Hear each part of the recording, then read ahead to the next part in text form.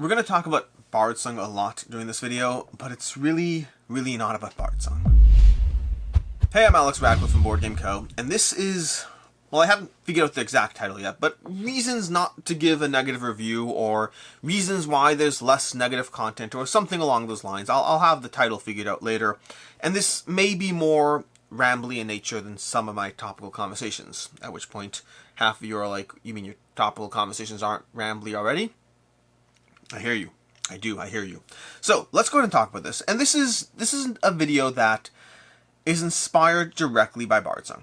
Not that Bardsong's a bad game. It's really not. I don't know if this video is going up before or after I review Bardsong, so I can't comment on that part, but whenever I have a review of Bardsong, which I will have at some point, either before already or after, I like Bardsong. I'll tell you that right now. I like Bardsong. I have some complaints with it. Complaints that make it a game that I'm not going to keep in my collection because I don't need to have 50 to 100 hours of campaign of a game that I like but don't love. But liking it is exactly the problem. That's what it is. Liking it is exactly the problem. And this conversation is, again, why you don't see as much negative content, or reasons not to give a negative review. Some variation therein. And it's something we've talked about before in many videos, in many places, and many times, but this is a different spin on it, or a different specific thing that I want to focus on. For the sake of having a comprehensive subject, for the sake of having a comprehensive video, I'm going to go through a bunch of elements that I don't care about. It's not the point of the video. I do care about them. They matter to me, but they're not the point of why I want to do this video at this time. And so, to that end, just skip to the last timestamp, whatever number it is. I don't know how many reasons or things I'm going to talk about, but at some point, I'll eventually get to the part where I talk about how it's just less interesting to prioritize playing games that you don't love as much as other games. I don't know what I'll call it. Maybe it's hard to prioritize negative content. Let's go with that. I'll put a thumbnail, a timestamp that says it's hard to prioritize negative content. If you want the reason I'm actually talking about this video at all, the subject, any of these things, that's why I'm here. Everything else is just fluff to lead up to that piece. Not fluff, things I believe in, but not what motivated me today. We don't see as much negative content in the board game space as some people want. It's true, across the board, the content tends to drift towards good to great in terms of when you're looking at previews, at reviews of hype around games. There's some negative content out there. There's some critical content. It does exist and it's definitely present. But yes, for the most part, the vast majority of coverage of any game does drift towards the positive. Anything from just general reviews or opinions, or yeah, when a new game comes out from a publisher and you see your whatever content creators you follow, you see 7 of them get a new copy of the latest Stonemaier release, the latest game from the op, wherever the game came from, and you suddenly see a buzz of people talking about the game and everyone's so excited and no one's saying, hey, by the way, that game just really didn't do it for me. Or very few people are saying it. And it's a conversation that comes up a lot. And this video is once again a conversation around why that's the case, or multiple reasons we're going to talk about as far as why that's the case. And I'll start with the first one just to get it out of the way. The first one that we're just going to get out of the way entirely because it's not the subject of this video. I've talked about it in videos in the past. If I can find the last one I did, I'll link to it down below. But I'm just going to get it out of the way. One of the reasons that definitely is a factor, but less of a factor than people think, at least in my opinion, is people being biased, being shills, marketing campaigns, whatever it is as far as that. That definitely exists in the content creation space. There are people who do preview content. There are people who get paid to promote a game, and they're not necessarily giving an opinion on the game. They're promoting the game. That's what they're doing.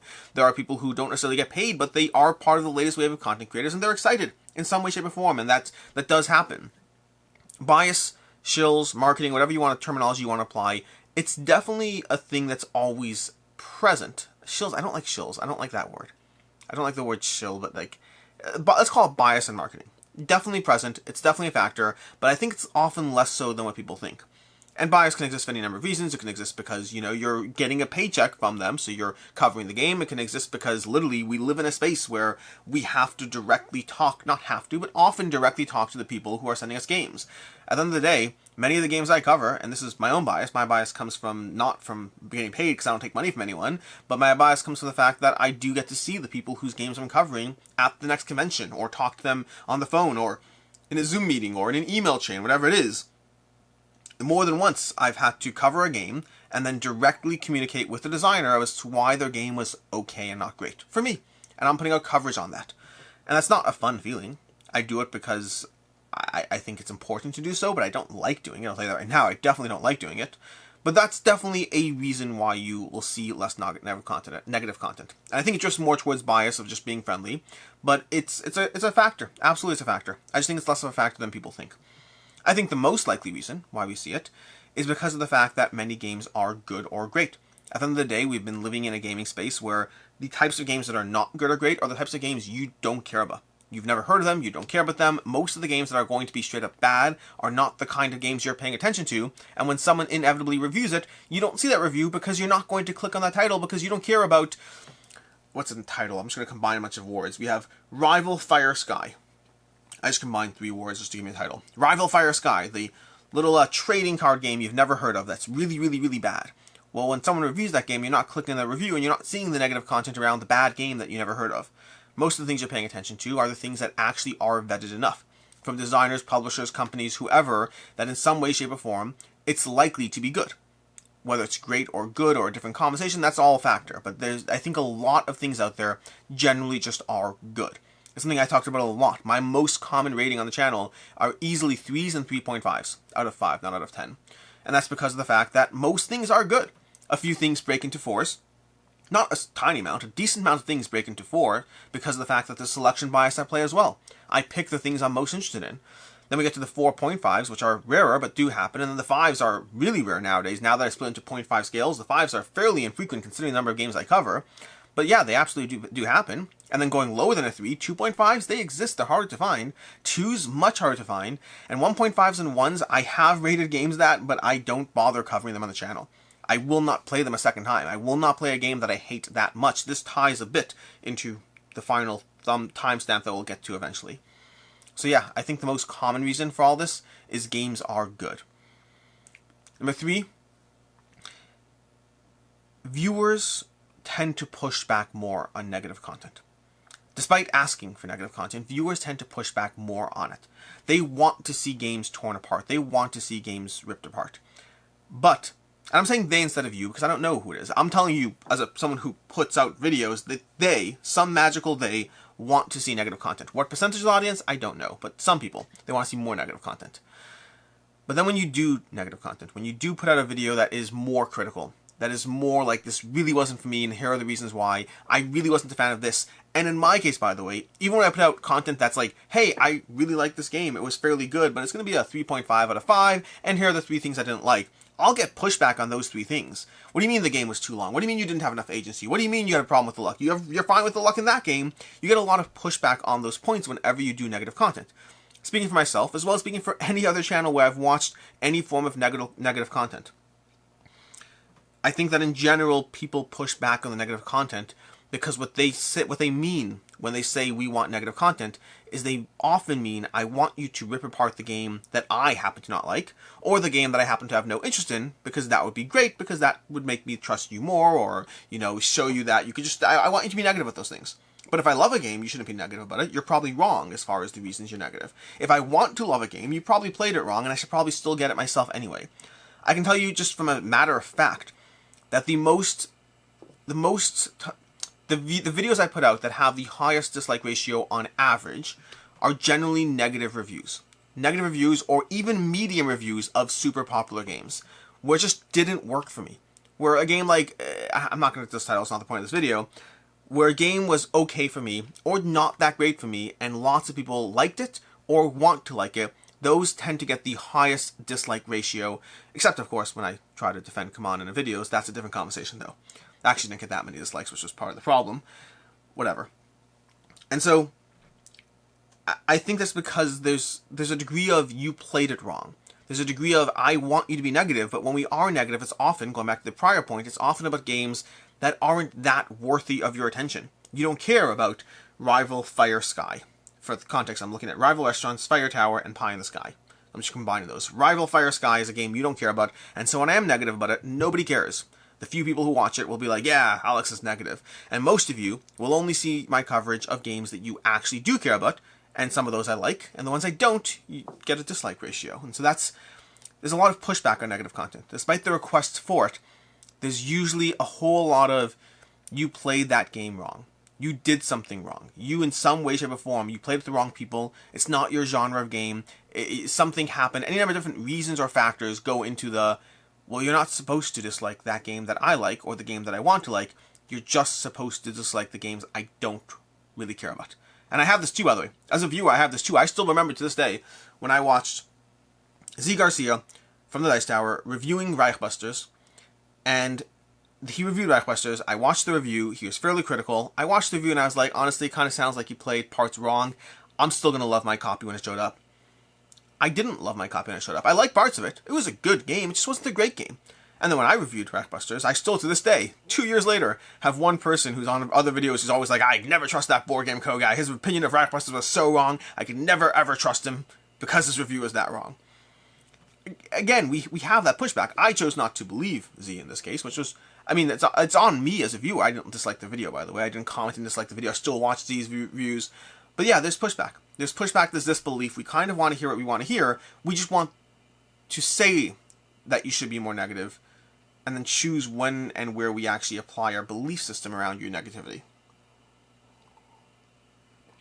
When I said this was going to be more rambly, I meant it. This has nothing to do with why I actually wanted to talk about this conversation to begin with. Nothing to do with it at all. This is all just filling out the conversation. To be clear, not so that the video is longer, but because it was about one thing, and I like doing lists of things, and so I did lists of things, but now I'm talking about the one thing, and I ended up talking about all the other things, and so it's rambly. I warned you. For the record, 11 o'clock at night, still drinking my coffee, never affects me. I mean, I love coffee. That's the effect. Anyways, reason number 4. And reason number 4 doesn't apply to me in a manner of speaking. Are we up to 4 or 5? I don't even know what we're up to. Some people just don't like putting out negative content. It's just as a plain matter of fact. No other reason attached to it. They just aren't trying to be negative. They love board games. They love the hobby. They want to talk about the games they love. They don't want to put out negative content. They don't want to talk about the games they don't love. They're trying to share good things. They're not trying to share bad things. And you might be sitting there saying, it's a review is not meant to be a fluff piece. It's meant to be a service. You're reviewing a game so that I can determine if it's good for me. If all your coverage is only ever positive, I never need to watch your content. I just need to know, okay, he put out a video on it. He likes it. Ta-da, congratulations. And I respect that. But they may not be putting out videos for the same reason you want them to be putting out videos. They just don't want to put out negative energy. I don't think there's a problem for me at all, by the way. There are other reasons why I don't like doing negative content. I do negative content, I think it's important, but there are many reasons I don't like doing it. None of it has to be with the general mindset of being unwilling to just share negativity. I'm fine with sharing negative opinions. I'm fine with talking about aspects of things that I didn't like. There are many other reasons why I don't, but none of them are inherently attached to just a desire to just be positive. I like talking about things. I don't have to love the thing I'm talking about. I have to love the hobby I'm talking about. But devoting time telling you why a game wasn't for me, that's fine with me. There are many other reasons why I don't. That's a different factor. It's not about the inherent negativity or positivity. That's a very short reason. We can jump to the next one. It's literally just about that. There are people who just don't want to be negative. No reason attached. They're here to share the hobby they love, and that's it. The next reason really ties into 2 reasons back, whatever numbers we're up to. I think we're up to 5, in which case we're tying into reason 3. I don't know. Number 5 is the concern around your opinion. Around your opinion being wrong. And this is not attached to the audience's concern. It's not attached to the fact that somebody else might watch my video and say, hey, Alex didn't like that game, but he probably played it at the wrong player count. Well, I mean, first of all, I generally tell you what player counts I played it at, so you can judge from that. Secondly is, I'm not really worried about what your opinion is of whether I played it wrong or not. You just may not want to believe me, and that's okay. You may want me to like that game, or you may want to like that game. That's fine. I'm saying I have my own paranoia about the fact that my opinion about a game might be completely invalid because of something I did wrong. I played it at the wrong player count, not optimal player count. I played it with the wrong people. I played it with the right people who were in a bad mood that day and didn't enjoy the game and affected it, and that affected all my future plays. It's not my genre of game. What if I got rules wrong? What if I got rules wrong in a game? That could be devastating. I can put out a negative review of a game or content that you're strongly towards, it was okay at best. And it's all based on the fact that I didn't realize you're actually supposed to be taking an extra action at one point in the sequence. I don't know what the real mistake is, whatever it ends up being. I absolutely have played games wrong, and I would imagine most of the mistakes I've made in playing games, most of them do come down to small little details that don't necessarily affect the game. I added that part wrong, I forgot to note that when I do this, I do that. Whatever small detail there are, most of them don't affect my experience, but first of all, how do I know? I can only just assume that they don't expect my experience. Maybe the parts that I got wrong are actually game-breaking. I can think of at least one time with one game that fortunately I caught it before covering the game, but when I played Ruthless, a game I really liked, I remember my first play of Ruthless, I played it completely wrong, and I felt I got nothing done in the game because I didn't realize that you actually get to use the card when you first buy it. So I was playing a deck building game that was a full cycle behind, and it's a fixed number of rounds, which meant I got so much less done in the game, and it was a simple, small, stupid rule, and it absolutely affected my enjoyment of the first play. Fortunately, part of my process is I do read rulebooks again when my opinion is medium to bad. I try to do it in all cases, but definitely when my opinion is medium to bad, I almost always dive back into the rules to make sure I played everything correctly, because I'm like, that didn't work for me. Why not? Let's see if I played it correctly. Sometimes the answer is I played it correctly, or at least the second reading of the rules seems to imply that I played it correctly. Other times, I get something wrong. What if I miss it? What if I miss it the second time through? What if I just don't realize? What if the same understanding the first time through leads to the same understanding the second time through? What if it's one of the few times where I didn't read the rules the second time? What if I put out a negative review and it's all based on playing the game wrong? That puts so much weight on negative content for me. It puts so much weight. Because I don't care if I get any of those factors wrong and I like the game. If I like a game after playing it wrong, well, that's great. That means the game's almost even more foolproof to a degree. I played it wrong and I still enjoyed it. If I played it with the wrong people, if it's not my genre, if I played it with the wrong player count, we were all in bad moods and I still enjoyed it, that's even more of a testament to how good the game is. I don't mind putting out that coverage at all. But what if I got something wrong? What if I'm about to put out a video that will tell a whole bunch of people that this game was medium or not good at all, and it's all based on something that biases me towards the negative that's not about the game itself? That terrifies me. That one every single time terrifies me. I have no problem with the fact that someone, company, publisher, designer, audience, I don't care at all if you have a problem with my negative opinion just because you don't like it. I have a huge problem with it if it's not fair. If it's not a fair opinion, if it wasn't based in a grounded state of everything, that one really bothers me. It puts a lot of weight behind negative content. It puts a lot of weight behind even medium content. Medium content can be damaging. The whole problem with the fact that we live in a space where everything is good is that some of us are fine with that. Others of us write off good as being not worthy of our time. That's often the way I feel, by the way. 3s, 3.5s, even 4s nowadays, I only keep them... I should take it back. 3s, 3.5s, and 4s, I'm more and more selective about what I choose to keep, and good isn't good enough. I've been saying that for 2 years. Good isn't good enough. Good often means you gotta pass into either just going away entirely, or staying for a short time. Or maybe someone else in my game group, my family, my kids, whoever liked the game, and that gave it a reason to stay for now. But like nowadays, even 4s are in danger. Sometimes I just want a 4.5 within a specific category or genre or something, and so even just saying a game is good can already turn people off from buying that game. And so there's a lot of weight between trying to ensure that my opinion is actually based on, well, everything being right, and it's just my opinion at that point. And reason number 6. The whole entire reason why I did this video, and now I feel like it should be its own video, because this entire point of this video, I'm glad I told you in the beginning to like jump to this timestamp if you want to actually see what I'm talking about here, because everything else was secondary. All true.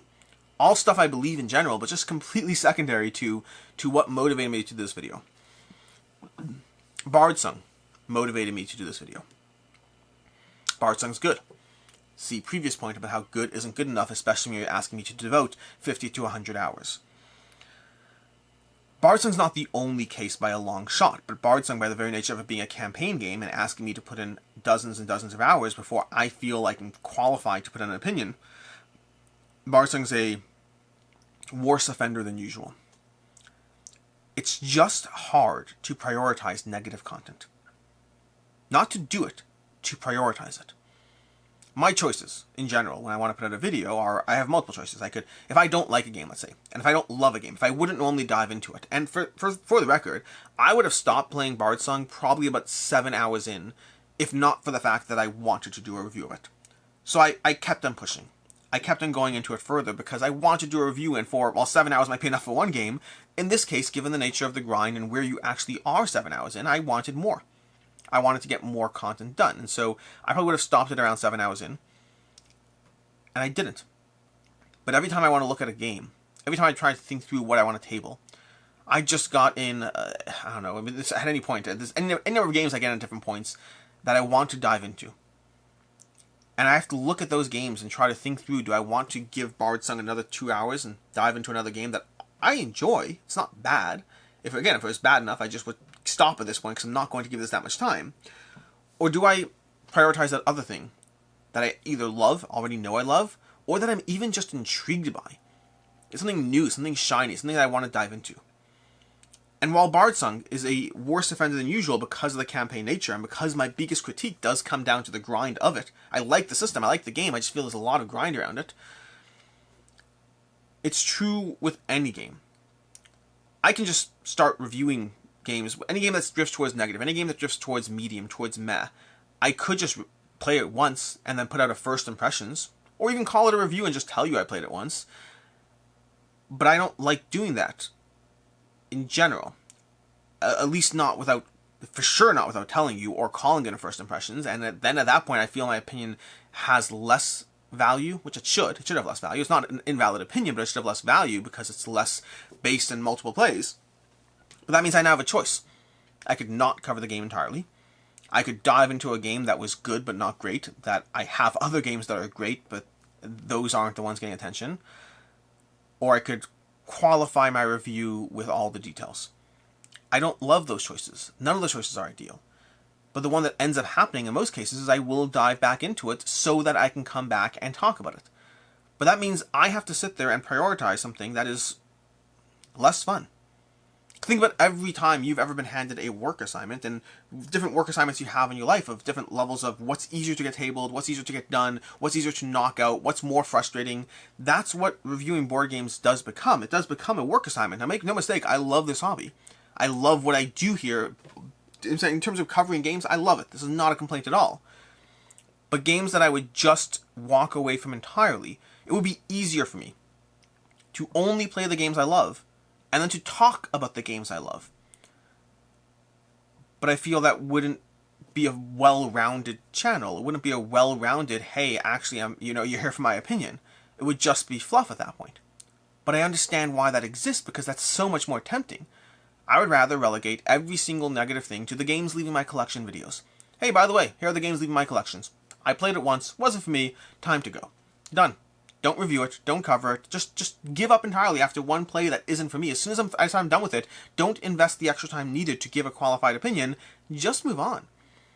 But again, I feel it would hurt the content. And so I do try to be negative, I do try to be critical, I do try to give games extra plays even when I don't like it. Now when I hate it, that's a different conversation. That's why you'll never see the 1.5s, the 1s, because if I hate it, there's a level, there's always levels. I'm willing to dive into that game that was okay, so that I can give a more qualified opinion. I'm not willing to dive into the game that was just a horrific waste of my time. I'll talk about it in my games leaving the collection, and I'll be fairly aggressive about how and why it was such a waste of time. Or in the case of prototypes, I won't talk about it at all, because games leaving the collection videos, which is a whole series on my channel in case you didn't know, those are always saved for games that were actually in my collections. I don't cover prototypes in those. I cover games that were actually in my collection and then left, as opposed to games I just cover temporarily and never made their way that far. So reason number 5 is really just about that. The entire point of this video is just about the conversation that, as someone who reviews games, you are always, not me specifically, anyone who reviews games, you are always faced with that challenge. Do you prioritize the thing that is less fun? Do you give it the time, the effort, the attention? How many plays is enough? How many plays? How much time? And how much do we ask for or expect or demand sometimes? Also that we can get negative content. And I think it's an important service to exist. One of the reasons I've always been so thankful for the Dice Tower is because I think they're the only people in this space, the only people, I think I can say that confidently, the only people who basically cover nearly everything and treat it genuinely 100% like a job, for better and for worse. I cover a lot of games, but I don't cover games that once they move into the I have no interest in you category, as opposed to the you're good but not great category, I won't cover it. Many other channels, even ones that are willing to be critical, don't cover nearly enough games out there, and they're often covering the things they're most interested in. I cover things I'm interested in. I do not cover things I'm not interested in, period. I'm not interested in trying to cover something that's not my genre to begin with. I'm here to cover the games I like. Hopefully your tastes align with me, that's why you're watching it, whatever it is, fine. Dice Tower is the only channel out there that really, really treats it like a job and responsibility. Like, hey, no different than you have to write that email, or you have to draft up that report. That's what it is, you have to draft up that report. It's hard to prioritize negative content. It's hard to prioritize medium content. There are days, there are weeks where I'll put out a series of reviews and the reviews will be like 3.5, 4, 4.5, 3, 3.5, and like I'll feel that it's drifting a little bit towards positive, and it is what it is. But sometimes there are weeks where I just wanted to play the games I enjoyed more than the games that are, I'll get to it. If you round out all the games leaving my collection, games that I don't bother covering, because I do not, this whole aspect, this whole conversation where I say that I do prioritize and I do actually play games again, even when they're medium, just because I think it rounds out the content, I think it's important, that's true. It doesn't happen to everything, because every single game that's a medium to me, every single one, has to be evaluated how much of a medium, or how much of a dislike is it, that I'm willing to continue to dive into it. How much time does that game get? And the answer is always some more than others. Some games just leave the collection after one play. You'll see when the game's leaving the collection. I'll call it, I'll say it, talk about it, I'll say what did and didn't work for me, and why it's a game. And some games leaving my collection are great. It's not to say that every game in that video, in those video series, are not good. Many of them are great. Many of them are great games I've had for a long time. But I talk about each one. But many of them are games that will never get a full dedicated review. One play was good enough, and there's already enough other games that are good, but not great, that I have to prioritize. That's really the entire point. Think of yourself, and think if you're given 2 games that are put in front of you. 3 games, let's call it 3 games. One of them is a game that you purchased, that you bought, that you're excited to dive into and you've never played. The other is a game you love. And the third, not Bardsong, I'm not trying to be mean to Bardsong still. The third is a game that you thought was good, but not really worth keeping. Reviewing games negatively, or even medium, involves choosing this more times than you would think is necessary, more times than you might like to. It involves choosing option 3 over the thing you love and over the thing you are excited about and want to love. And you have to choose this, which can be messy sometimes as well, by the way, because sometimes that can make you even further dislike a game, not on its own merits, but because it represents a responsibility to dive into something you're not excited about, and that can push you further away. Now, there are rescue stories, by the way. There are times, and this is not the point of the conversation, but there are times where I actually end up liking a game more than I thought I would, because I continued to give it plays when I wouldn't have otherwise done so if it were just being done for my sake. There are times I've been converted. They're certainly the exception. They are certainly the exception where I come around on a game as I continue to play it more. But it does happen. That's the video. That's the thing. It's just a reminder, as usual, that the lack of negative content is more a symptom of the way we have hobbyists, people who love the hobby, diving into it and turning it into something that can make them money on the side, hopefully, or even just many content creators are not making money.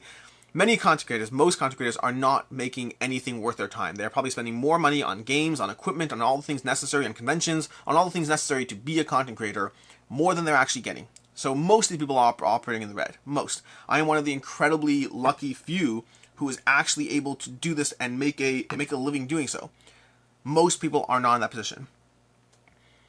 And so I think that the symptom of taking the hobbyist and making them into a content creator just means you're going to see less negative content than you might otherwise want to see. This was much longer than intended. That's what happens when you do an entire video devoted to like the last 10 minutes and decide to keep talking to round out the content.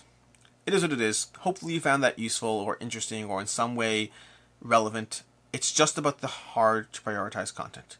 In the case of Bardsong, it's a great game. It's a good game. It's a good game. It's a great game with a lot of grind. And that lowers it to a good game. But you can watch that in its own dedicated review, or you can save yourself the time of that and just take that opinion for what it is. Until next time, I'm Alex Radcliffe from Board Game Co. Thanks for sticking around this long. It's all over the place. And as usual, have a good one.